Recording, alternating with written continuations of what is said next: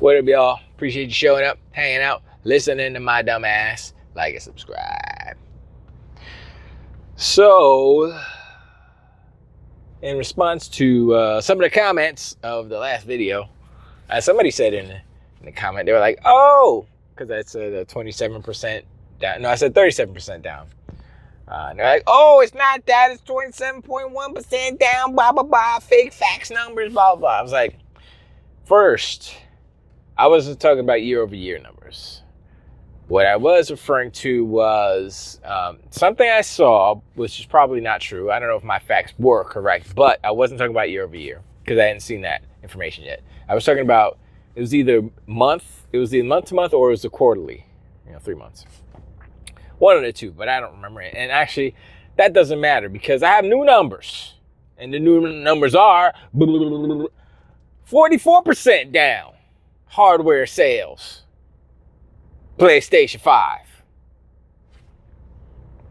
I'm just saying, look.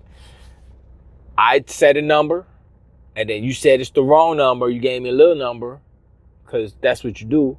And then, hey, guess what? I see a number that's bigger now. What? And that's the thing. See, I was watching King today. I was watching Boom today. I want you, listen to a bunch of people, mainly listening, but still. And they brought up some good points. King brought up the best points, and this is true. And he's talking about it's the truth, and he broke it down scientifically and stuff. So I'm gonna just paraphrase it, just the gist, because cliff notes. Let's go. Anyway, anyway. So what Sony does and what these journalists do in order to put Sony in a brighter light than they should be, or to make the situation seem less dire, is that they use percentage points. Instead of giving us the numbers, this was the numbers before, this is the numbers now, boom, y'all could do the math if you want to, but this number is higher than that number, they're down, bad news for Sony. They don't do that. They say, oh, it's 40-something, 44% down, oh, 27% down, oh, 10% higher in revenue, right? That's the one I want to concentrate on real quick. They were negative. I think it was 20-something percent. Once again, percentages, doesn't matter.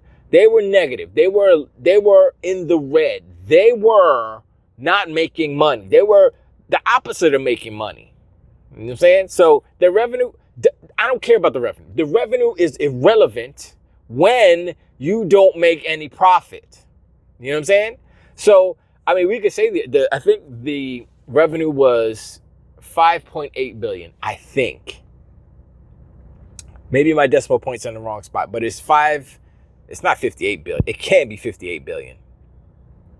I'm going to say it's 5.8, either or. Anyway, that's what they made in revenue. And their profit was 7% of that. 7. That's not good. They were minus, I forgot what they were. They were minus in some sort of percentage in profit, right? Not revenue. Revenue was whatever, but they were minus in profit. Now they're saying, this is how they're referring to their profit. Oh, and this is the operational profits, meaning after everything's paid, this is what they make, right? So they were negative, right? Now they're saying, oh, we're 10% up in the operational profits, blah, blah, blah, right? I'm like, 10% up is good. Yes, upward movement is good. That still doesn't mean they're not negative, because they won't give us the number. They're not saying, oh, we're minus da. This is my problem when don't give us these percentages without giving us the actual values that these percentages are based on. Why we gotta do you're supposed to be the reporter giving us the news. Give us all the news. Don't give us the news that makes your overlord happy. Don't do that, because I'm looking at you and I'm like, this is useless. You're not giving me all the information. You might as well not give me any information. And I understand that those reports and those reportings affect how the shareholders feel and blah, blah, blah. But smart shareholders, people who know about money, which usually are shareholders, are going to be like, So how much did I lose? Because you and these throwing these percentages don't mean nothing. How much did I lose? Tell me the monies that I lost. That's what they want. Then you can't beat around the bush with them, right? You ever see the shareholders the meetings, like they show like, oh, this is the meeting of shareholders. They say everything. That's where a lot of the leaks come from, because they're like, oh yeah, we're gonna do this and we're gonna do that. We're gonna put this game. They say everything because they can't hide stuff from shareholders, because A, I believe that's illegal, and B, they want the shareholders to be happy. And if they have good news, they're gonna share it. If they have bad news, they have to share it, because that's the law. You can't hide the bad news from shareholders, and then the bottom falls out and your company's gone, and they're like, what, you know? So it's just, it is. I was about to say it is what it is, but no, it's a finagling and it's a manipulation of the messaging in order to be perceived as better than they are. It's a tactic that I believe certain people of power use. Certain people who are kind of narcissists. I'm not kind of they are narcissists. And they have money, and they're not really that intelligent. I mean, anyway, I'm not getting into that. But, it's the same type of behavior where you're trying to, what they're trying to do is trying to put on a good show and a good happy face and convince people that everything is all good and kosher and nothing's bad and all that stuff. That's Sony. And then on Microsoft, they're like, we just gonna be honest. And they get punished for it. They get punished for it because of the Xbox tax. And they also get punished for it because they are not the winner. And so whatever the winner does is cool. The winner is the winner for a reason. So whatever they do, they're winning. And we're gonna back that. But you're not a winner, you're a loser. So boo, whatever you do. It's a weird tribalistic mindset. But honestly, when it boils down to it, it's going to be what these companies do. What they do, what products they put out, what games they put out, and how they treat their customers, and price, all that stuff. All that stuff matters. And you look at the track record of these two companies, not Nintendo, but Microsoft and Sony, and you say, okay, who's been more pro-consumer? Who's been looking at the hardware and trying to forward it more? Who's been smarter with their hardware selections and offerings, rather than just trying to buck the trend, or trying not even buck the trend, but trying to chase the trend in order to catch some of those dollars that fall off the truck. You know what I mean? You can put one and one together. Sony's been following trends forever. Okay, have they made some innovations? I mean, they were first in the optical disc thing for consoles. They were one of the first. I mean, Sega did it too. I believe Sega was the first. TurboGrafx and Sega. NEC and Sega. And Sony, they rode the wave of that. But everything else they've been copying. I've said this many times before. They have been copying the industry trends forever. They were copying Nintendo back in the day. They were like, yo, Game Boy is real cool and popular. Maybe we should make a PlayStation Portable. And they did, and it was cool.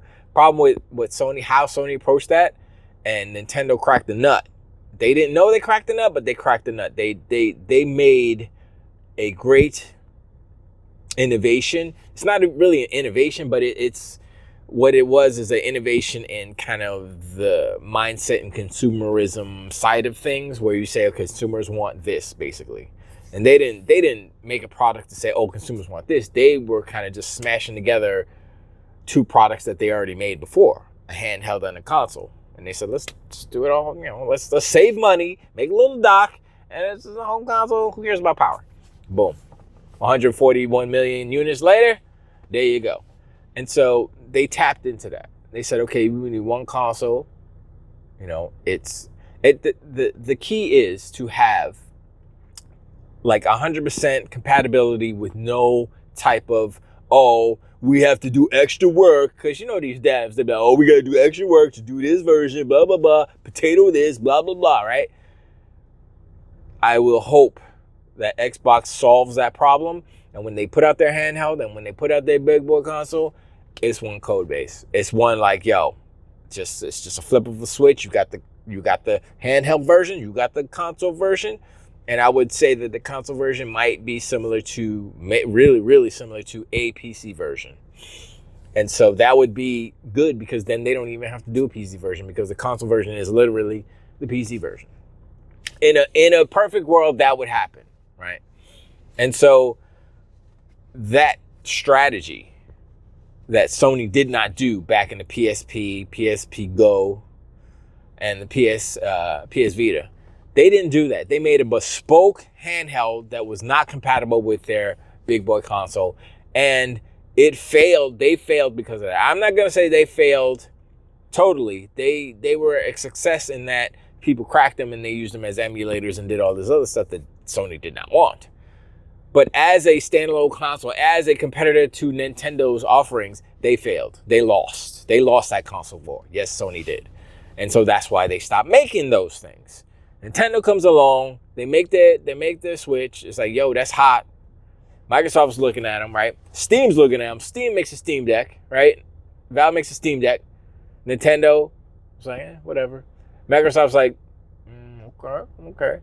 You know, then Asus makes the ROG Ally. Microsoft's like, okay, that kind of looks like an Xbox, I'm just saying.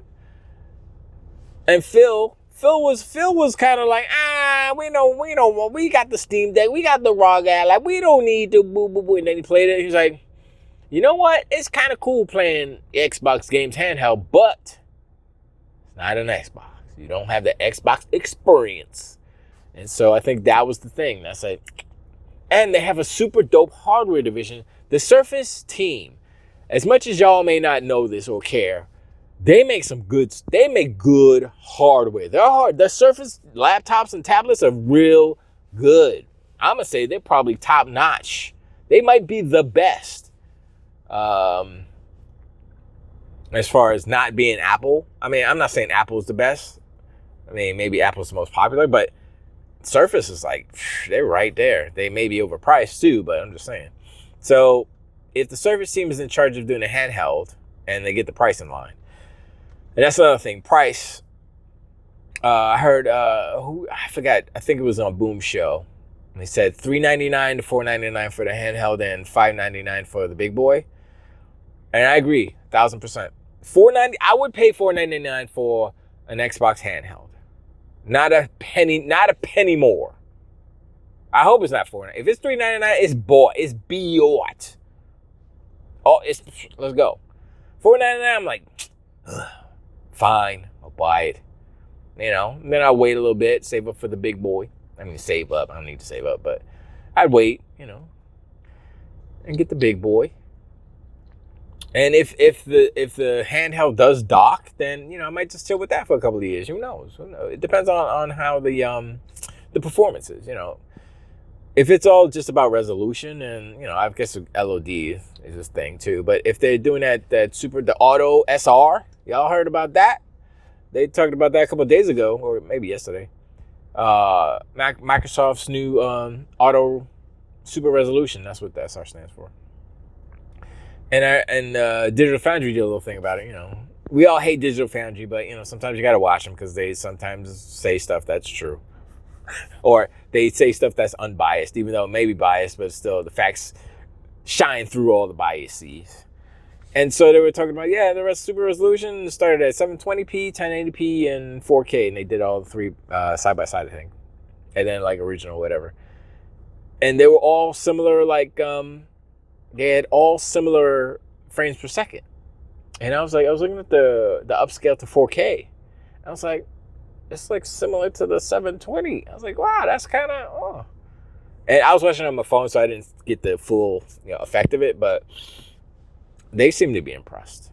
And the thing about Auto SR that's different from a lot of these other resolutions, how I understand how they explained it, is that it only works on the base resolution, right? So if the base resolution is 720, 1080p, whatever, right?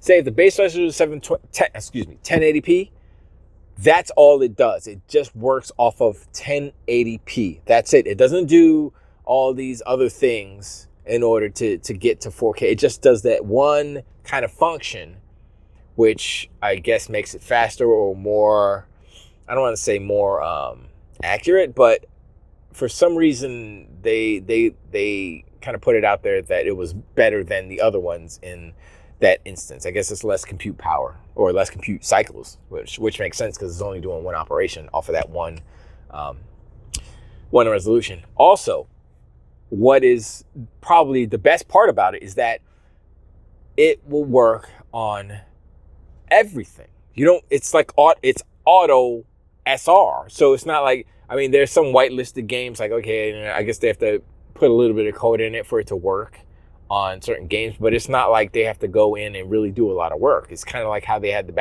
backwards compatibility stuff back in the day.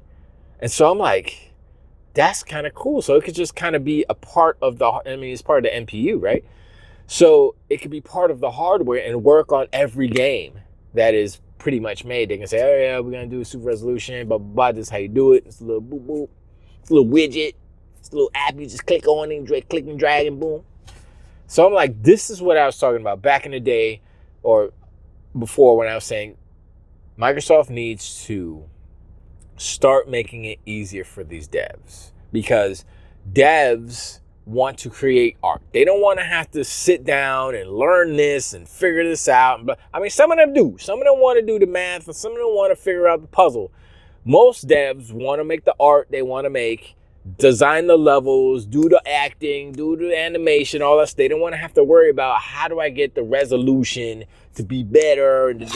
I mean, there are people for that. They have, they have technicians and such, hardware systems and all that, technicians. But for the most part, if you have a one-man team, you don't have time for that. And, you could kind of multiply that out to a team. And yes, they have a tech guy, like I just said, but they would rather not have to have that tech guy. They would rather it be super easy for them to just create what they want to create. Boom.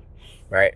And so the easier Microsoft makes it for devs to create their art on their platforms, as opposed to whatever Sony's going to do, the better. And I don't know how, well, first of all, PlayStation 5 Pro is just a PlayStation 5, which is just a PlayStation 4 Pro. So it's just PlayStation 5, it's a PlayStation 4 Pro cubed,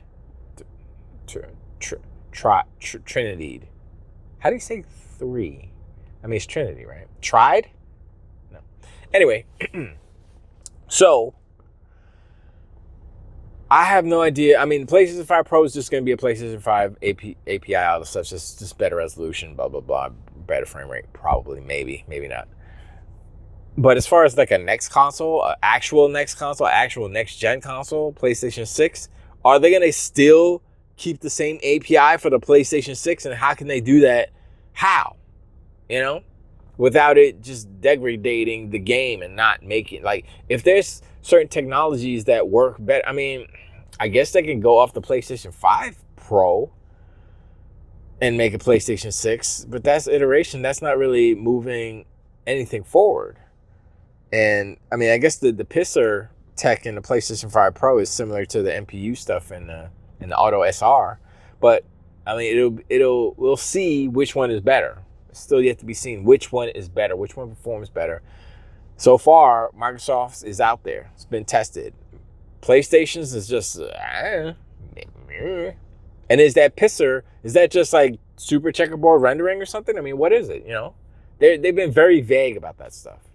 So I'm skeptical about Sony, what they're doing, their technology and all that stuff. And and you realize, I don't know if you guys have noticed, but I've noticed that Digital Foundry stopped really counting pixels. One, they said it's harder with all these SSR and all the stuff, all these resolution technologies and stuff. So they said, it's too hard to count. And I'm like, that's convenient. when you're slopperopoling all over PlayStation, and generally speaking, their native resolution is lower than the Xbox. But they don't say that stuff. They don't want to say that stuff. And that's another thing about Xbox is like I think they had the option, obviously, if you want to do native 4K, blah blah blah, but don't require that. Like give us the like, yo, can I do it at like freaking 480p and have 500 frames per second, please? I mean, you have a monitor that does that, but still, I think there was a 500 CRT. Anyway, whatever, doesn't matter. But yeah, appreciate you listening, man. Like and subscribe. Hit me in the comments. Let me know what you think about these numbers that are coming out. Doom and gloom for Sony. They should just give it up. Why do they make consoles anymore? I just don't understand. And it's just the new technology coming up. It's kind of got me a little bit excited. I want to see what Nintendo does with theirs. If Nintendo can make the Switch 2 look like Placa-Tau Pow, then Xbox is gonna be like, we got this, dude. And if that auto SR works like how it's supposed to do it, like, you know what I'm saying, like what they talking about, then that's just good. We're good. But appreciate y'all, and I'll talk to y'all on the next one too.